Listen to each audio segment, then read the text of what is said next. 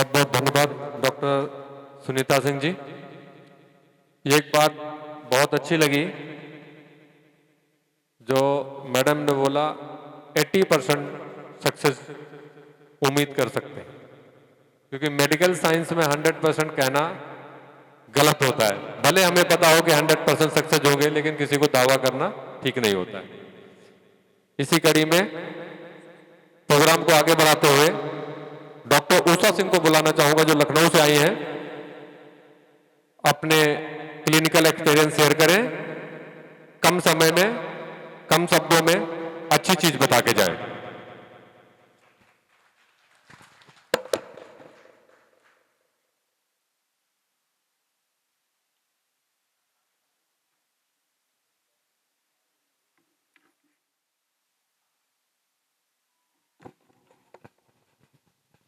Hello, welcome to all the doctors, seniors, and guests to attend this scientific conference in Gonda. And thanks to Dr. Kapil Thakur ji. Thanks to Dr. Kapil Thakur ji who has organized this conference very in vast and everyone presented with eagerly, and we are waited for this day. Electromyopathy we are talking about electromyopathy. I am from Lucknow, Dr. Usha Singh, and practicing from long time, last 20 years.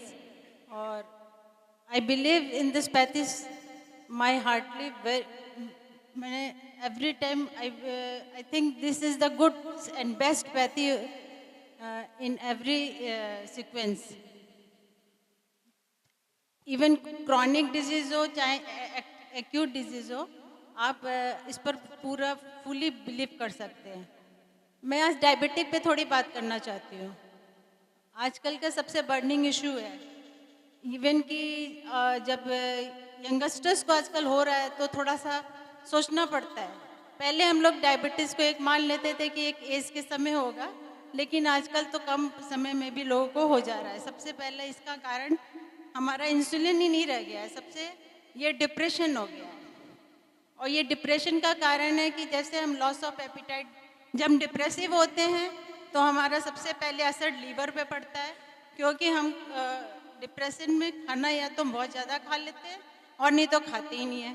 तो ये सब liver और spleen पर हमारा सबसे ज़्यादा असर पड़ता है।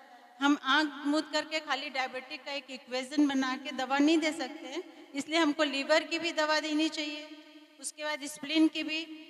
इसके लिए S5, F1, WE, और जैसे कि हमारे न्यूरो पर असर पड़ता है, ब्रेन पर बहुत असर पड़ता है। ब्रेन के लिए सबसे अच्छा F1, WE आप जो न्यूरो डिसऑर्डर्स पर काम करते हैं।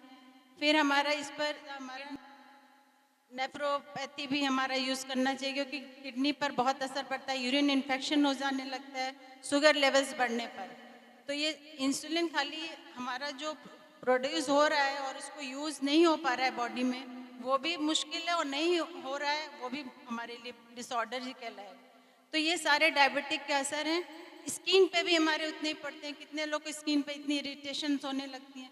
तो ये कुल मिलाकर हम एक डायबिटीज़ पर अगर कंसर्न करें तो हमारा सब इन सभी चीज़ों को, सारे जिस ऑर्गन पे इफेक्ट हो रहा है, सभी दवाइयों को हमको इसको लेना चाहिए। खाली ये नहीं कि हम डायबिटीज़ के एक लिए और एक कहीं का एक फार्मूला पुट करके आप लगा दिए। तो पेशेंट को अच्छे समझिए, उसका लाइफ स्टाइल देखिए, उसको उसको उसके लाइफ स्टाइल में क्या उसका लैक कर रहा है, वो जो खा रहा है उसका कैलोरीज बर्न हो रहा है कि नहीं, या वो जो भी यूज़ ये दवाइयाँ भी अलग से लोग ले। हम लोग के यहाँ ज़्यादातर आते हैं डायबिटिक पेशेंट, बहुत दिन की दवा इंसुलिन भी लगा रहता है, तभी भी आते हैं लास्ट आवर्स में। उस समय हम लोग उस पेशेंट पे काम करते हैं। तो ये उस समय हमको पूरी सारी दवाइयों को ध्यान में रखते हुए उसके बॉडी के सिस्टम को जानकारी लेते हुए कि कहाँ पर उसका डिसऑर्डर्स हो रहा है, तब हम उस पर काम करें। इसलिए धन्यवाद। हम संक्षेप शब्दों में बहुत बहुत धन्यवाद डॉक्टर उषा सिंह जी।